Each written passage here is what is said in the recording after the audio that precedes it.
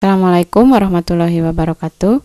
Kembali lagi dalam pembelajaran matematika. Kali ini yaitu tentang penyajian data, yaitu materi yang ada di kelas 7 semester 2 bab terakhir, bab 9.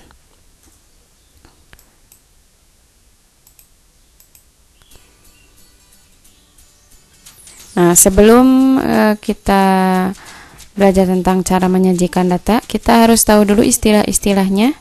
Yang pertama kita kenal dulu dengan istilah data ya. Nah, sebelum data ada itu yang namanya datum. Nah, datum adalah keterangan atau informasi yang diperoleh dari suatu objek atau kejadian atau narasumber. Nah, sedangkan data adalah kumpulan dari datum.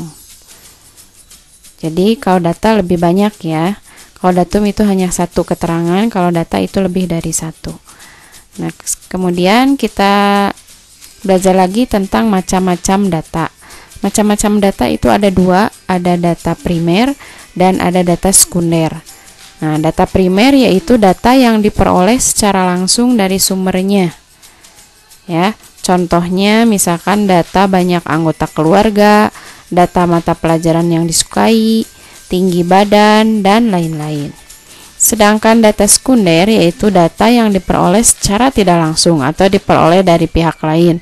Contohnya data tentang nilai kurs rupiah yang diperoleh dari BPJS, Badan Pusat Statistik. Jadi tidak bisa langsung ya.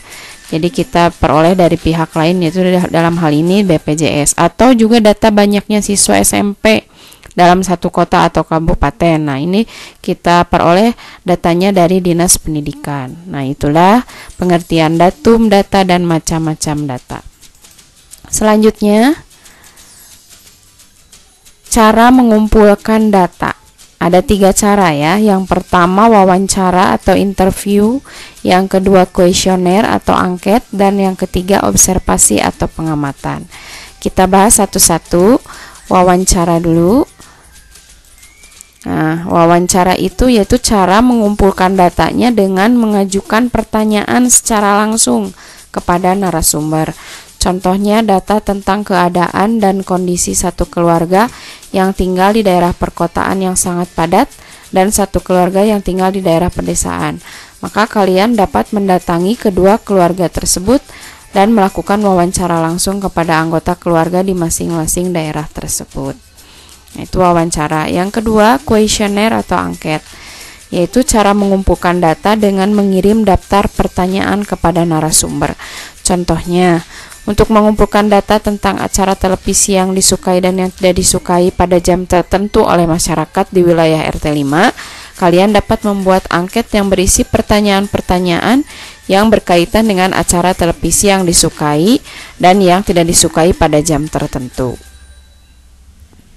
Itu yang kuesioner. Sekarang yang observasi atau pengamatan, yaitu cara mengumpulkan data dengan mengamati objek atau kejadian. Contohnya, data tentang tinggi badan dan berat badan siswa dalam satu kelas. Kalian dapat melakukan pengamatan dari kegiatan pengukuran tinggi dan berat badan masing-masing siswa dalam satu kelas.